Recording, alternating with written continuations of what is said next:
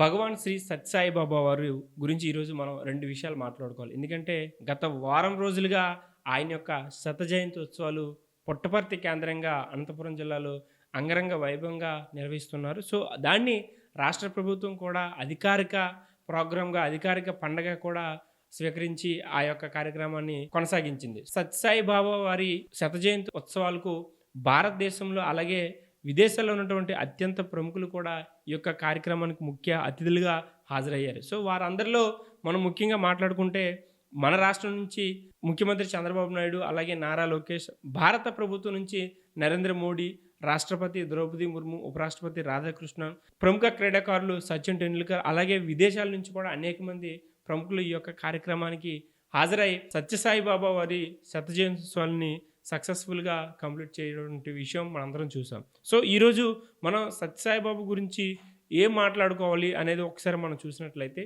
అసలు సత్యసాయి బాబా వారు పుట్టపర్తి కేంద్రంగా జన్మించడానికి గల కారణం ఏంటంటే, ఆయన ఒక కారణ జన్ముడుగా, ఆయన ఒక దైవభక్తిగా కొలిచేటువంటి భారతదేశంలో పుట్టపర్తిలో అనేకమైనటువంటి సేవా కార్యక్రమాలు చేసినటువంటి వ్యక్తి సత్యసాయి బాబా వారు.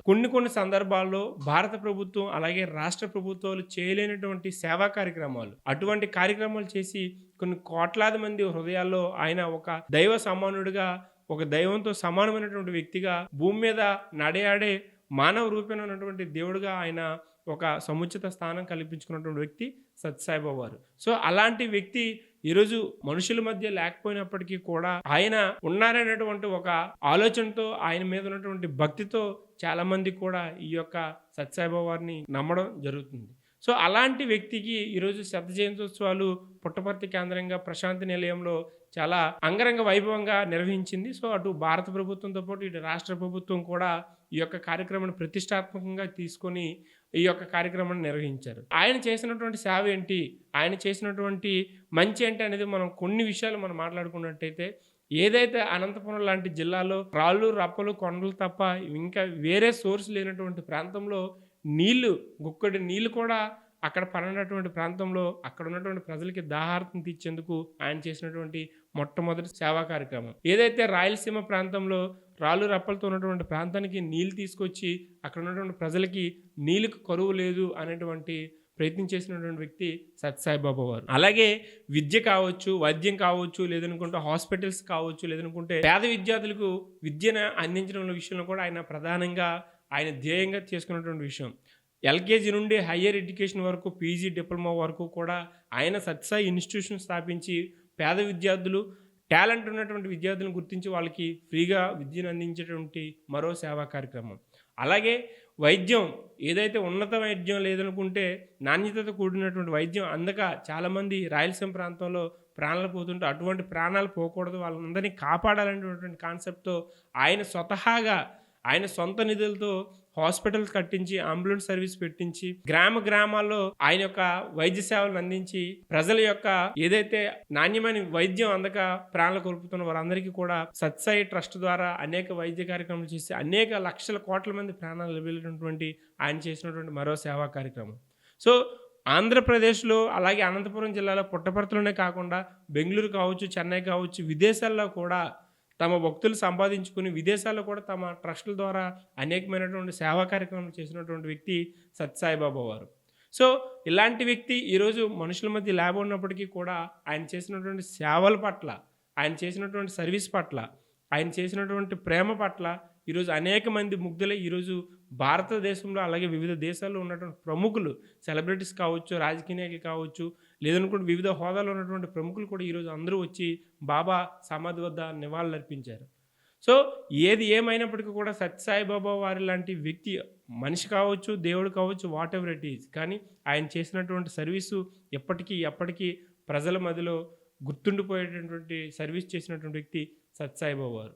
సో, అలాంటి సందర్భాలు ఇప్పటికీ కూడా చాలామంది, రీసెంట్గా మనం చూసాం తెలంగాణ ముఖ్యమంత్రి రేవంత్ రెడ్డి గారు చేసినటువంటి స్పీచ్లో మనం ఒకసారి అబ్జర్వ్ చేస్తే ఆయన స్టేజ్ మీద అంత పబ్లిక్గానే చెప్పారు. కొన్ని సందర్భాల్లో రాష్ట్ర ప్రభుత్వాలు చేయలేనటువంటి పనిని సత్యసాయి బాబా వారు చేసి చూపించారు. సో, అందుకే ఆయనకి అంత ఆదరణ లభిస్తుంది. ఆయన ఆశయాలు కావచ్చు, ఆయన సిద్ధాంతాలు కావచ్చు, ఎప్పటికీ ప్రజలు ఆదర్శంగా తీసుకోవాలనేటువంటి కాన్సెప్ట్ను కూడా ఒక రాష్ట్ర ముఖ్యమంత్రి హోదాలో ప్రజలకు ఆయన మెసేజ్ చేయడం జరిగింది. సో ఆయన చేసినటువంటి ఇవన్నీ సేవా కార్యక్రమాలు ఆయన చేసినటువంటి ఒకే ఒకటి లవ్ ఆల్ సర్వ్ ఆల్ అనేటువంటి ఒక పదం ఏదైతే ఉందో అది ప్రతి ఒక్కరికి కూడా చాలా కనెక్ట్ అయినటువంటి పదం. ఈవెన్ నాతో సహా చాలా మంది కూడా లవ్ ఆల్ సెలవర్ అంటే అందరినీ ప్రేమించు, అందరినీ సేవించు అనేటువంటి ఏదైతే మార్గం ఉందో ఆయన చేసినటువంటి ఏదైతే ప్రశాంతత నెలకొనాలి, ఇతరులను ప్రేమించాలనేటువంటి ఏదైతే మెసేజ్ ఉందో అది ఎప్పటికీ కూడా ఏదైతే సత్యసాయిబాబా డివోటీస్ తరపున రాష్ట్ర వ్యాప్తంగా, జిల్లా వ్యాప్తంగా, మండల వ్యాప్తంగా ప్రతి ఒక్క గ్రామంలో ఈరోజు సత్యసాయి డివోటీస్ ఉండి సత్యసాయి ఆచరణల్ని, ఆశయాల్ని రూట్ లెవెల్లో కూడా వాళ్ళందరూ తీసుకెళ్ళి సర్వీస్ చేయాలి, అందరినీ ప్రేమించాలి, అందరినీ సేవించాలి అనేటువంటి ఒక మోటోతో ఈరోజు ప్రతి ఒక్క గ్రామంలో సత్యసాయి డివోటీస్ ఏర్పడడం జరిగింది. సో ఇలాంటి సేవా కార్యక్రమాలన్నీ చేయడం పట్ల ఈరోజు భారతదేశంతో పాటు విదేశాల్లో కూడా ఆయన యొక్క స్టాంప్ పడింది, ఆయన యొక్క పేరు ఉంది, ఆయన యొక్క ప్రఖ్యాతులు కూడా ఉన్నాయి.